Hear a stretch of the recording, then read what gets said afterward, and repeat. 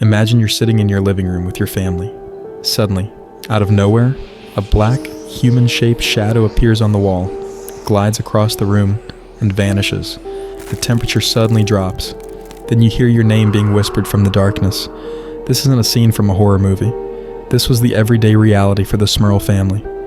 Many people are familiar with the Conjuring films, but few know that the rumored final installment, The Conjuring, Last Rites, will likely cover one of the most public and controversial cases in paranormal history, the Smurl family haunting.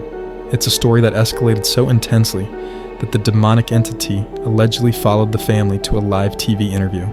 In this video, we'll uncover the whole truth. We'll examine the Smurl family's background, the terrifying timeline of events, the role of Ed and Lorraine Warren, the media frenzy, and the rock-solid arguments of the skeptics. By the end, you can decide for yourself.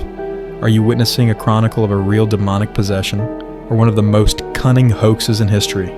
Stay with me.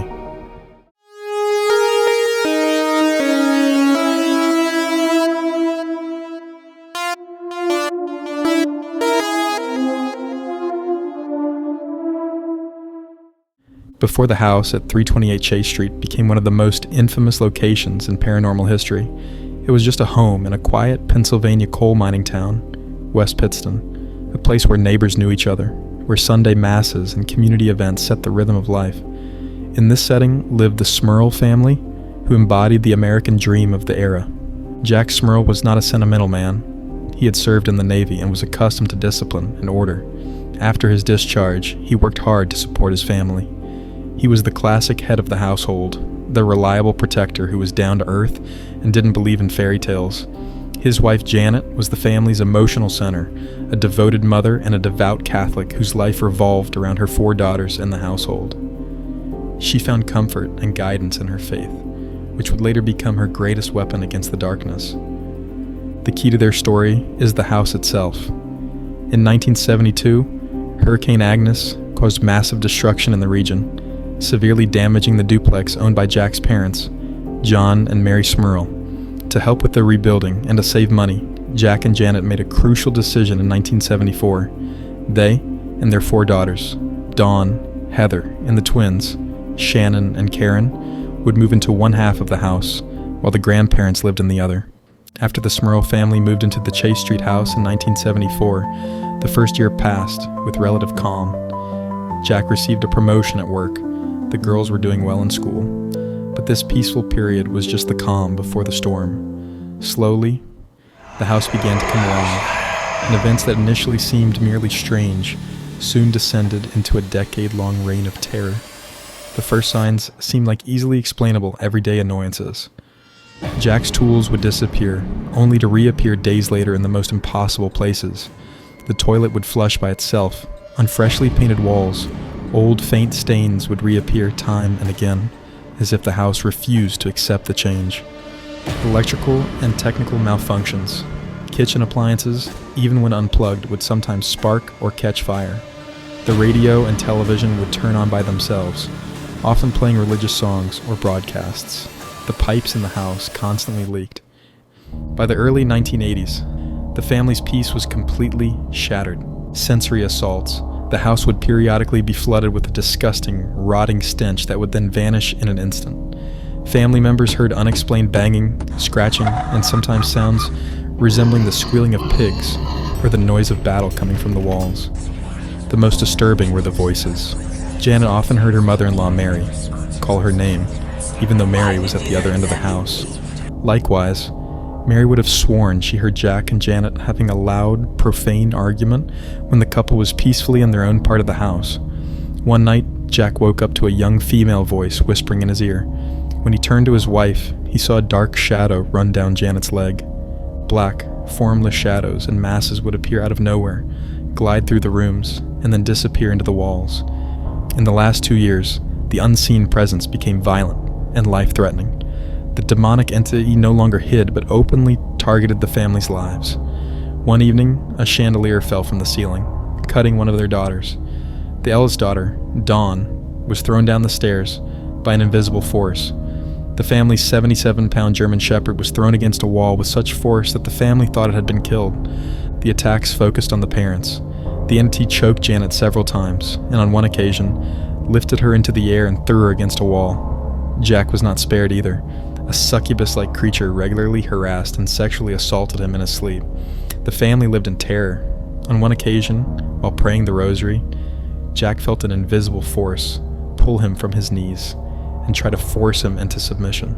Their house had become their own prison, where an unseen, evil force lurked in every corner. By 1986, the Smurl family was on the verge of physical and mental collapse. Their own home had become a battlefield where an invisible enemy terrorized them. In their desperation, they turned to the Catholic Church, hoping a professional exorcism would free them from the evil. Although local priests visited them several times, prayed in the house, and sprinkled holy water in the rooms, these attempts, which the family later described as more than 30 rites, were not only ineffective but seemed to add fuel to the fire. The official position of the Diocese of Scranton was that while the phenomena were disturbing, there was insufficient evidence of demonic possession, and thus an official exorcism was denied. The Smurl family was left on their own. In their final desperation, they heard about a couple who specialized in such cases, Ed and Lorraine Warren. Well, we've been called demonologists. It's one name for us. Ghost hunters, paranormal researchers. Kooks. Wackos. But we prefer to be known simply as Ed and Lorraine Warren. In 1986, the famous demonologist couple arrived at the house on Chase Street. Upon entering the house, Lorraine had no doubts. She immediately sensed a suffocating, evil presence. The first day that Ed and I went to the house, Ed would conduct an interview. I walked throughout the home as a psychic to see exactly what I would feel in the house. As soon as you started to go up them stairs, to go on to the second floor level, there was no doubt whatsoever in my mind that what this family was experiencing was sheer terror. Her diagnosis was far more terrifying than what the family had expected. She claimed that the house was haunted not by one, but by 4 entities. First, she sensed the spirit of an elderly woman who had lived and died in the house. Second, the presence of a violent man who was also tied to the house. Third, the spirit of a young girl whose death had occurred under mysterious circumstances. But the most important and dangerous was the 4th entity, an extremely powerful, ancient, and violent demon. According to Lorraine, this demon was manipulating the other 3 weaker spirits and was responsible for the most severe physical attacks. While Lorraine mapped out the situation on the spiritual plane, Ed began to collect physical evidence. He placed crosses throughout the house, provoked the presence with holy water, and prayed constantly. Following the Warrens' diagnosis, the Smurl family's life turned into open spiritual warfare. They were no longer just passive victims of the terror. They fought back. Religious music and taped prayers played day and night in the house. Janet almost constantly clutched a rosary in her hand, and the family prayed together, led by Ed Warren. The demon's response to the increased resistance was immediate and brutal. The attacks became much more violent. The scratching and banging grew deafening. Family members were pushed, hit, and choked by invisible forces. On one occasion, Janet saw a distorted, pig-headed face appear on the wall. The creature also physically tried to prevent them from praying. The Warrens saw that the situation was unsustainable and that they could not defeat the entity alone. Ed Warren used his own connections and turned to an experienced but controversial figure, Bishop Robert McKenna. It is important to clarify that McKenna was a traditionalist bishop, not under the authority of the Vatican, so the exorcisms he performed were not considered official church rites. Nevertheless, he was renowned for having significant experience with demonic possessions. McKenna performed a total of 3 exorcisms in the house. During the 3rd and most intense ritual, all hell allegedly broke loose in the house. As McKenna recited the words of the exorcism in Latin, the crucifixes in the room began to shake, and the mirrors on the walls vibrated so violently that they feared they would shatter. An unbearable, rotting stench filled the air. According to witnesses, the floor and walls of the house shook as if in an earthquake. The family huddled in a corner, praying in terror, while Bishop McKenna faced the invisible evil alone. After each exorcism, a temporary calm settled over the house. The phenomena ceased, and the family breathed a sigh of relief, hoping the struggle was over. But the peace never lasted long. After a few days or weeks, the demonic entity would return, each time angrier and more violent, as if taking revenge for the assault. The return after the third rite was the most brutal. It was then that it became clear to the Smurl family they could not win this war. They couldn't drive the demon from its own territory. Only one way out remained. In 1987, after 13 years of terror, the family fled the house on Chase Street, leaving almost everything behind. This was the only solution that ended their direct torment. After the move, the paranormal activity that had made their lives a living hell reportedly stopped immediately. After even the most brutal exorcism failed to bring a permanent solution, the Warrens came up with a bold and controversial suggestion. They advised the Smurl family to go public. Their reasoning was that media attention could pressure the Catholic Church to officially recognize the case and authorize a full-scale Vatican rite. The exhausted and desperate family agreed. With this decision, the terror unfolding inside the Chase Street house was brought out from behind closed doors and soon became one of America's most debated paranormal stories. The story first appeared in the local press, but spread like wildfire. Soon, national newspapers were featuring the story of the West Pittston haunted house on their front pages. The Smurl family's home came under a virtual siege. Hordes of journalists, TV crews, and curious onlookers flooded the street of the quiet little town. The neighbors were divided. Many supported the family, whom they considered reliable, while others thought the whole thing was a simple hoax that brought shame on the community. The Smurl family's life was turned upside down overnight. Alongside the demonic terror, they now had to contend with public judgment and harassment. The media frenzy climaxed with a famous television appearance on the talk show People Are Talking, filmed in Philadelphia. Janet Smurl and Lorraine Warren recounted the horrors on live television. However, the event took a much more dramatic turn than anyone could have imagined. The Warrens claimed that the demonic entity had followed them all the way to the studio and made its presence known during the broadcast. During the interview, strange phenomena occurred in the studio. Technical glitches. The microphones started crackling, the studio lights flickered, and the cameras malfunctioned inexplicably. Lorraine Warren's reaction. Lorraine suddenly became tense and claimed she could feel the demon's presence in the studio, a cold, evil force. Janet also reported hearing the same mocking, whispering voices in the studio that had tormented her at home. This event caused a national sensation. Millions of viewers witnessed the seemingly inexplicable events and the terror on Janet's and Lorraine's faces with their own eyes. For believers, this was the ultimate proof that the Smurl family was telling the truth and was facing a real, evil force. For skeptics, however, it was all just a well-staged circus that used technical coincidences and the participants' hysteria to legitimize the story. As the Smurl family's story gained more publicity, skeptical voices grew louder. Scientists, journalists, and paranormal researchers began to question the credibility of the family's claims. The critics didn't necessarily think the family was maliciously lying. Rather, they raised the possibility of psychological and logical explanations for a story that lacked any tangible evidence. The most common counterargument was the possibility of group psychosis or hysteria.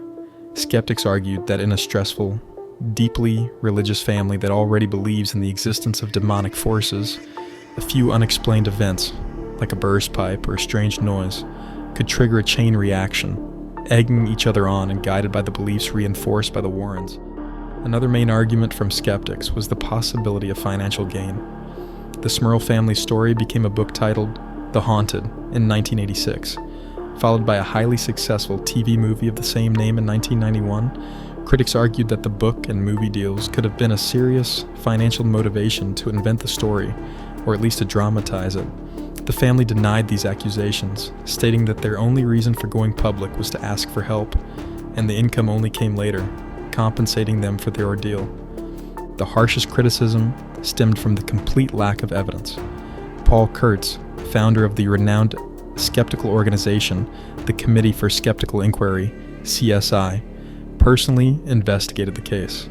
His investigation concluded the following: no independent witnesses. Kurtz pointed out that there were never any independent, outside witnesses to the most severe and spectacular events: levitation, physical attacks. Whenever other people were in the house, the phenomena mysteriously ceased. When skeptical researchers, including paranormal investigator Joe Nickel, spent time in the house, they experienced no paranormal phenomena whatsoever. The alleged audio recordings of demonic voices were never submitted for independent analysis. Physical traces like scratches on the wall or fallen objects were extremely easy to fake and proved nothing on their own. Many critics believed Ed and Lorraine Warren played a key role in the escalation of the situation. They were notorious for confirming people's beliefs and interpreting the smallest oddity as a demonic presence. Instead of objectively investigating possible natural causes, like the noise of an old house or faulty wiring, they immediately pushed the narrative of demonic infestation, which added fuel to the fire.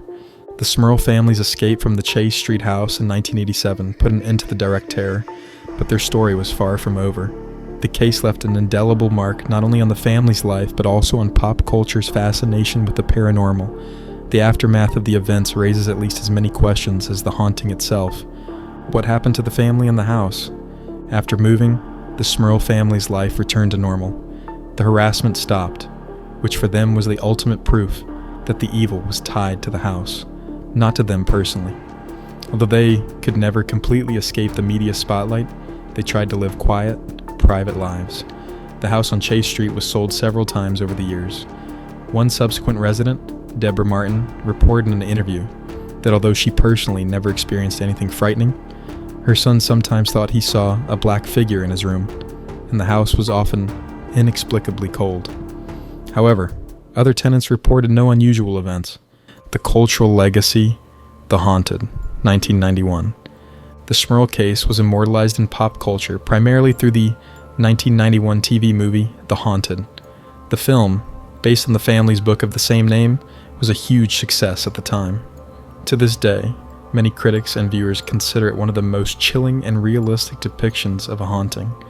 The film didn't rely on typical horror cliches, but focused on the family's psychological and emotional ordeal, their helplessness, and the strength of their faith. This realistic portrayal deeply touched audiences and made the Smurl case the archetype of demonic harassment for generations. And now, the story may return to the mainstream of modern horror. For years, rumors and fan theories have suggested that the next, and likely final, installment of the Conjuring series, starring Ed and Lorraine Warren, titled The Conjuring Last Rites, will adapt the Smurl case. This case fits perfectly into the franchise's world. The Smurl case was one of the Warrens' most famous and controversial investigations, filled with dramatic events and exorcisms. The central theme of the films is the battle against demonic forces, which is also the core of the Smurl story. The Conjuring films have always emphasized the power of faith and family unity against evil, which was the foundation of the Smurl family struggle. To this day, the Smurl case remains one of the most polarizing cases in the history of paranormal research. It is a perfect example of how deep faith, paralyzing fear, and sober skepticism can collide. A story that forces us to ask the question, where is the line between explainable reality and the incomprehensible darkness? And now, I'm curious to hear your opinion. What was the biggest lessons you took away from this story? What do you think? Was the Smurl family telling the truth?